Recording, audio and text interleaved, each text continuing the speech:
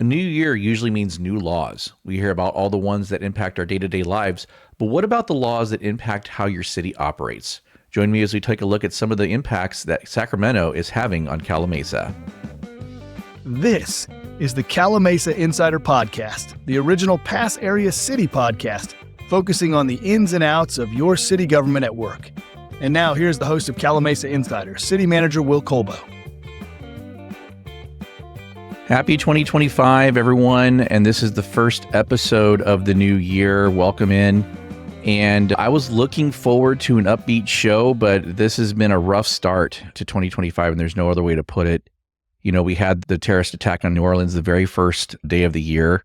Then we had later that day, there was that truck bomb in Vegas. Thankfully, no one was injured. And now, of course, obviously, we're dealing with these winds and fires, the destruction of tens of thousands of homes. And it's been devastating. I know that we're still dealing with power outages here, so maybe you're not listening to this on the day of release, but we're hoping that you and your family are safe. And of course, our thoughts are with those that have lost their homes and the first responders that are fighting those fires in LA County. It's been a rough 10 days so far in 2025. Hopefully that's not a sign of things to come, but we're hoping that things start to pick up and turn around in this year. On our last episode, I had said we're going to have some big changes. I actually kind of did a soft debut of our video format, but I meant it. We're still going to have our audio versions of our podcast. Those are things that we're still doing. We're going to have it all in the same places that you get it now, but video is going to become a very integral part of it. So if you haven't already, I encourage you to subscribe to us on YouTube. And of course, if you're listening to us on YouTube, you would then be able to just go ahead and hit that subscribe button to make sure that you never miss anything. We've also started doing things on Instagram. So you want to check us out there at Inside Calimesa. We're making a big dive into social media. We want to make sure that you check that out. I'm also even, and this is interesting, we're even on TikTok, and at least for the podcast. I think we're also going to do that for our cities as well. But for right now, we're on TikTok with the Calimesa Insider handle as well. So I run that account. So the content you see pushed out on TikTok, on Instagram at Calimesa Insider will be me. Of course, you can see right here, right there. We're always going to have that up there, so you'll never miss our handle there. So hopefully you subscribe. And if you already have, you saw that we did a little bit of a post to Buc-ee's on Instagram and on LinkedIn. You don't have a California location, but guess what? Calimesa would be the perfect place. Now, obviously, we have not had any formal contact with Buc-ee's at this point, but if they're interested, we're interested. We're going to try to find a spot for them. They require a lot of space, because if you've ever been to a Buc-ee's, you know they're huge. Obviously, they're putting a billboard up in our area. They obviously know we exist, and they have several off Interstate 10. The closest one, as that billboard pointed out, is over 1,300 miles away. Now, that's going to change soon. In 2025, they're putting a Buc-ee's in Goodyear, Arizona, right along Interstate 10. So that's good for us, because now we can even make the harder pitch to bring them to California to say, hey, you're already going to Arizona. Just go a little farther. Keep going and come here to Calimesa. We'd be glad to have them. One of the things that I plan on doing is I plan on recording around the city. So we're going to have, I'm not just going to record here in the Calimesa Insider studio. I'm also going to go around the city to different places. So we can use some of that natural beauty that we have. And I also want to do some town hall meetings. And so we're going to probably do a couple of those, maybe 3 or 4 this year.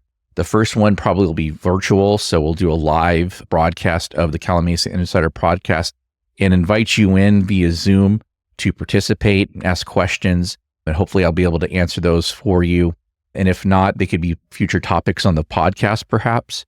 And then maybe do a hybrid so that we would have people in person at certain places. We could do the senior center. We could do maybe Summerlin school, and then also broadcast that online if people are unable to make it. So you have people both in person and watching online. So those are things that we're looking at as well.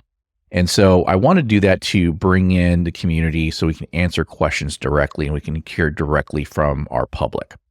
So those are things to look forward to in 2025 with the podcast. And I'm very excited about those things. So now let's get to the topic at hand.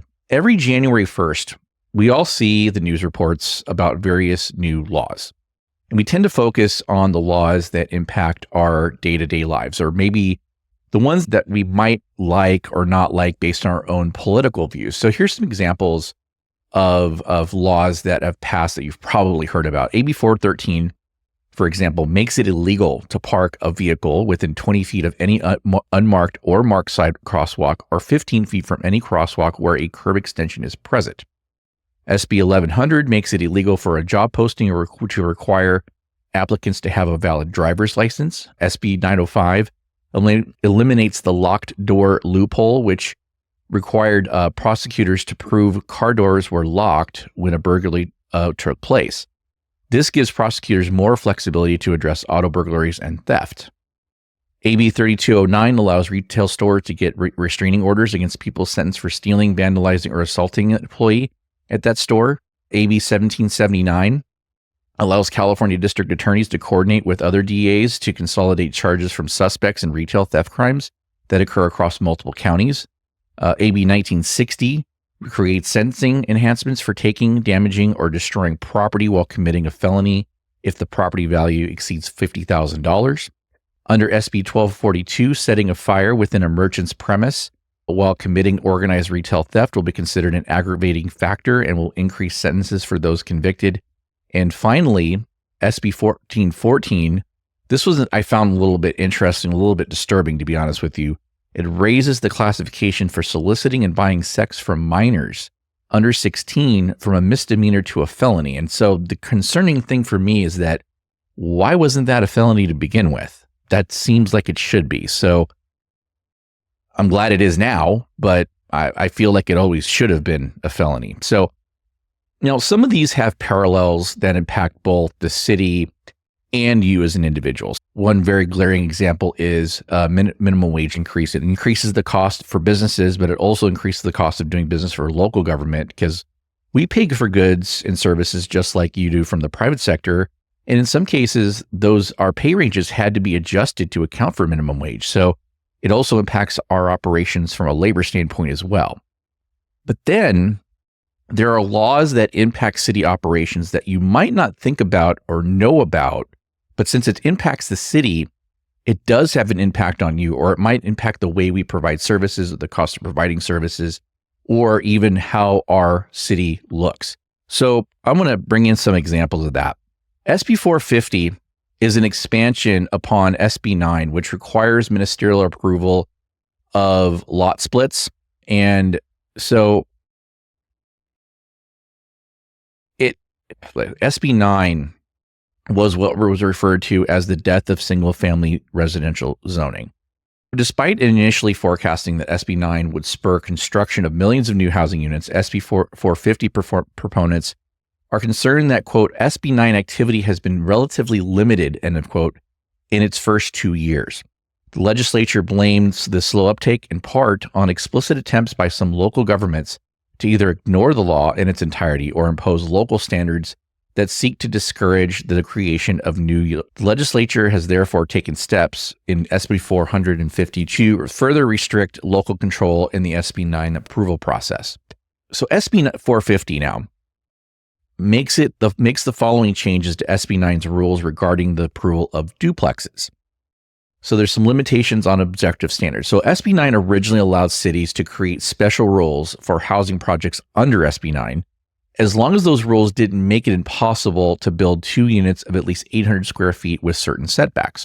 However, SB 450 changes this by restricting cities from making special rules just for SB 9 projects. So now, any special rules that applied only to SB 9 are no longer allowed unless those rules are also applied to all other developments in the same area.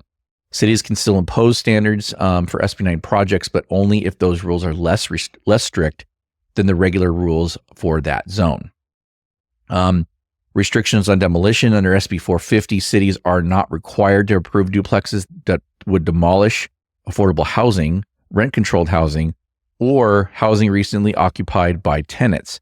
These protections remain in place. However, SB 450 removes a previous rule that limited how much of an existing building's walls could be demolished for duplex construction. Previously, Cities could reject duplex plans if more than 25% of the building's outer walls were torn down unless certain conditions were met. Now, cities can no longer deny duplexes based on how much of the building's walls are demolished.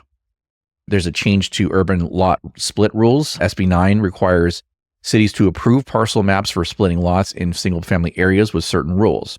Only 2 parcels can be created. The parcels must be similar in size, with one being at least 40% of the original lot, and each must be at least 1,200 square feet unless the city allows smaller ones. Cities can set rules for zoning, subdivision, and design, but those rules can't prevent building 2 units of at least 800 square feet on the new parcels. SB 950 clarifies that cities can only apply rules related to the design or improvement of the land. This means cities can't stop duplexes from being built on these newly divided lots, even if they can still set rules about lot size, access, or grading.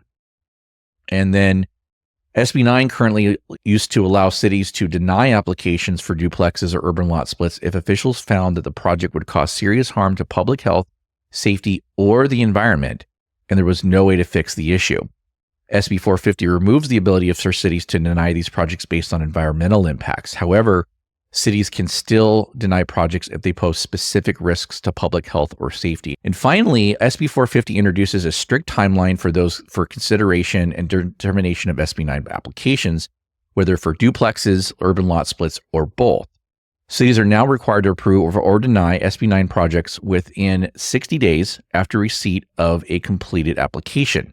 Notably, if a city fails to approve or deny the application within the required time period, the application will be deemed approved. In addition, if a city denies an SB 9 application, it must also provide the applicant with a 60-day review period, a full set of comments, including a list of items that are defective or deficient, and a description of how the applicant can remedy the application. So those are some big impacts on these type of things. And again, the stated goal is to increase housing production. However, it does change zoning. And there's a lot of areas in Calimesa, for example, that have very low density. And that's a big value to the residents in those areas. And this zoning allows people to get around that basically. And it requires us to do it under state law. So that is an update on SB 9. So let's look at ADUs, which was SB 10. So SB 9 and SB 10 came in at the same time, and SB 10 dealt with ADUs. So let's take a look at SB 1211.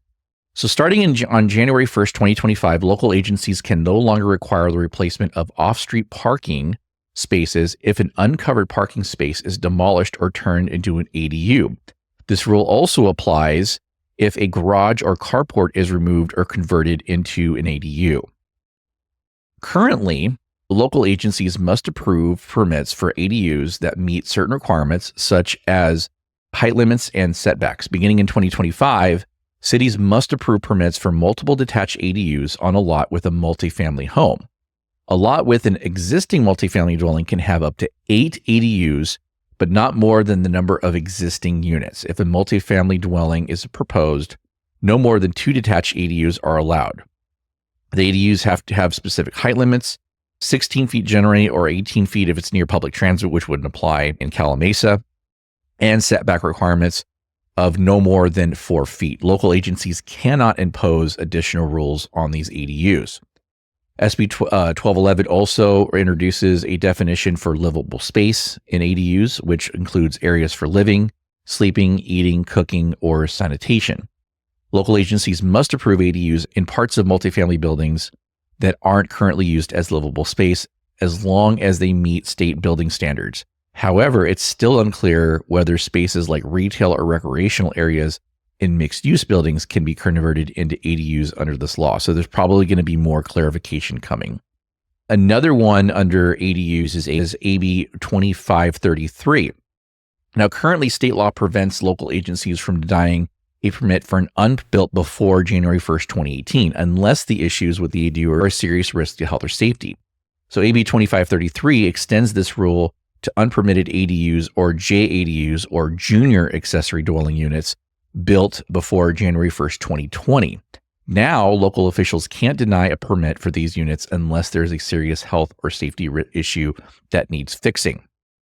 So AB 2533 also requires local agencies to share information about these rules on their websites, including a checklist of issues that would make a building unsafe. Homeowners must be told they can get a confidential inspection from a licensed contractor before applying for a permit to understand the conditions of their unit. Additionally, local agencies can't charge homeowners impact fees or utility connection fees except when required for health and safety reasons. When a homeowner applies to legalize an unpermitted ADU or JADU, local inspectors can check if it meets safety standards, but they cannot penalize homeowners for having the unpermitted unit. The agency must approve permits to fix any safety issues. These are some really interesting developments under the ADU laws. Again, the whole point is to try to encourage the production of these ADUs and to do lot splits and things like that. They're trying to make it easier and easier. And cities, they look at these laws and they go, okay, there's still ways that we can at least make it more difficult. Admittedly, has been happening because that is what our communities want. It goes back to local control. This is all about local control. It's what it really comes down to. Now, a couple of bills, two bills that are relating to the Housing Accountability Act, or AB 1413 and AB 1893. The Housing Accountability Act limits how much local agencies can deny, reduce, or make housing projects and emergency shelters unworkable, especially those eligible for affordable housing. The HHA, created in 1982, has been updated over time to encourage more housing development in California. It includes special rules for housing aimed at low, very low, or moderate income households, including a so-called builder's remedy, which we'll talk about a little bit later, which allows affordable housing projects to be approved even if they don't match a city's general plan or zoning rules, as long as the city isn't meeting housing requirements. So this is nothing new. This is something that's been around for a while. The difference of what's been happening, though, with the housing element is that the state government, HCD in particular, the Department of Housing and Community Development, have really ramped down on their interpretations of the law, especially in light of these new laws that are coming through. On September 19, 2024, Gavin Newsom signed AB 1413 and AB 1893 into law, which further expanded the HAA, especially in the builder's remedy context. These laws change what qualify as a housing development project, broadening the definition of affordable housing to include more mixed income projects that get protections under the HAA. They also make it easier to identify when a local agency has denied a project, which could trigger legal action and change what local agencies need to prove to deny a project. The laws also update enforcement rules. AB 1893 further defines what a builder's remedy project is and outlines specific requirements for these projects. Before, the term builder's remedy wasn't officially in the HAA, but was used more informally when a local agency was required to approve an affordable housing projects that didn't follow local plans or zoning rules due to the agency's failure to meet housing requirements, i.e. an approved housing element.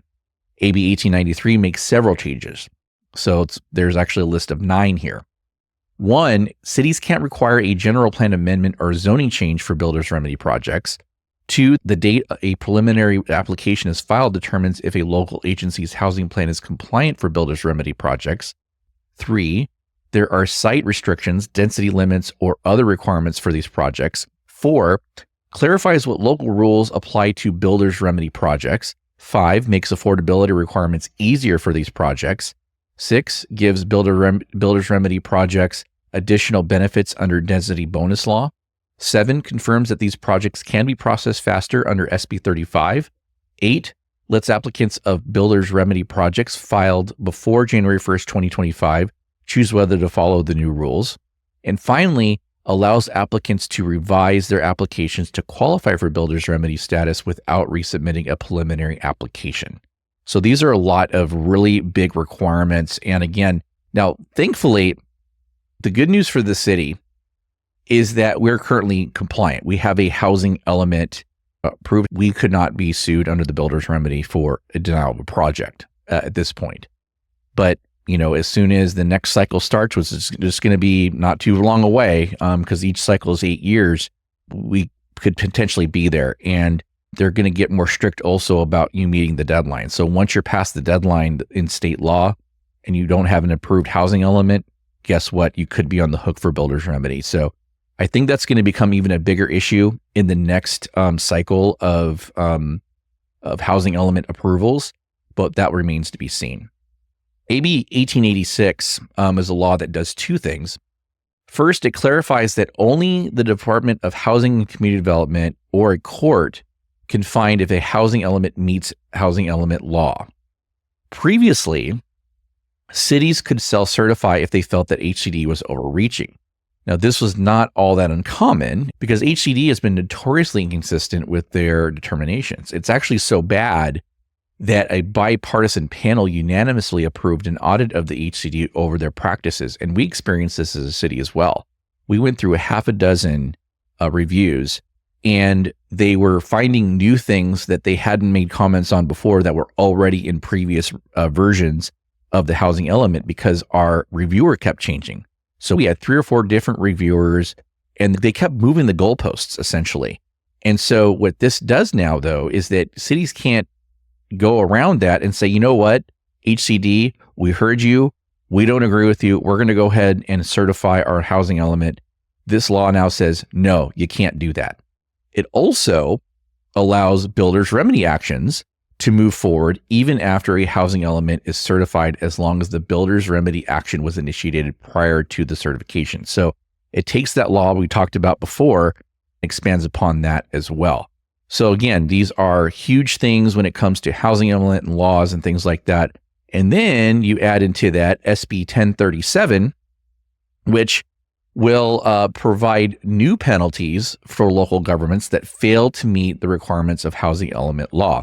Current law already allows the Attorney General's office to sue local governments that adopt legally insufficient housing elements. Under SB 1037, when a local government loses a lawsuit seeking to enforce the timely adoption of housing element reviews or revisions, or to enforce any law that requires ministerial approval of housing projects, such as SB 35 or AB 2011, the local government may be subject to new monetary penalties. The penalties range from $10,000 to $50,000 per month, starting from the date of the violation giving rise to the lawsuit, but may be imposed only if the court first determines that the local government's actions are, quote, arbitrary, capricious, entirely lacking in evidentiary support, contrary to established public policy, unlawful, or procedurally unfair. Now, again, that's going to be up to a court to determine, but that was added, I think, to appease some cities because there was a very big concern, a very legitimate concern, that this would be used to weaponize housing element law even more, and almost to the point of being frivolous. Basically, if you didn't comply, you would just start getting fined. There was no ifs, ands, or buts about it. And we're like, well, wait a minute, that's completely unfair, because a lot of times, as has been demonstrated, the reason that cities aren't in compliance is not because of their own due diligence or their own good faith efforts. It's because of HCD's changing standards, constantly changing standards. So some other housing element laws or housing laws that are out there, AB 2023 establishes rebuttal presumption of invalidity if HCD determines an action does not comply with housing element law. AB 3093 creates new income categories, coastal plan requirements, and historic preservation reporting and housing elements. AB 2667 reporting requirements for affirmatively furthering fair housing, which has been around, that's AFFH. SB 7 makes reforms to the regional housing needs allocation process. SB 2243 makes amendments to expand AB 2011 eligibility for housing projects on commercial sites. AB 3122 makes amendments to SB 35 and subdivision processing for housing on residential sites. SB 1123 makes amendments to SB 628 for housing projects and subdivisions up to 10 units. And I'm not going to go through all of these. There are several laws regarding CEQA and exemptions to CEQA for these residential projects. There's lowering of impact fees. So, one of the big complaints that we get is when we build all this housing, there's not the required infrastructure. These laws are going to make that even harder because we're going to be limited on the amount of impact fees specifically for traffic that we can collect. Because again, the state is saying that the cities are collecting too much in development impact fees, and therefore That's what's increasing the price of housing. Hate to break them to you, but that's not really a big consideration. They want to try to address constraints on housing production and affordable housing and financing. So they're just a litany of laws. They did a lot more this year than they ever have. And that's not going to stop. I think that's going to continue. And these all have impacts on you, because a lot of times we get people protesting against these things. They're like, why is the city doing this? Why is the city allowing X, Y, and Z? And it's all of these laws that have been passed in the last few years that are eroding our ability to say no. None of these, they're making it more and more that council doesn't even have any control. Staff has to look at things objectively. Discretionary actions rise to the level of the city council. Staff doesn't have discretion to reject things. The council does. But what these laws do is it takes the power out of their hands, because those things don't even make it to their level. They're what they're called ministerial, which is approved at the staff level. Now, there are other non-housing laws that are impacting cities, including AB 98, which I'm going to talk about when we talk about warehouses. So I'm going to do an episode in the future about warehouses. And I think that's an important thing that people need to see. And I think there's a lot to that issue. That's been obviously a hot topic issue, not only in Calimesa, but in the entire Pass area. So it's something that I want to talk about a lot more. But in the meantime, we're going to go ahead and wrap up the show. The next city council meeting will be on Tuesday, January 21st at 6 p.m. at the Norton Young Senior Center. You can catch it live in person or on the city's YouTube page by going to calimesa.gov/YouTube. If you are watching on YouTube and if you haven't done it yet, click the subscribe button so you never miss an episode or bonus content that I'll be putting out. We're also going to put bonus content out on Instagram and TikTok, both at Calimesa Insider, all one word. You can see it right here. If I can get my point, there you go, right there. And this year, we will be putting out content and information more than we ever have, not just here, but also on our city's Instagram and other pages as well. So until next time, have a great weekend, and I will talk to you again next Friday. Take care.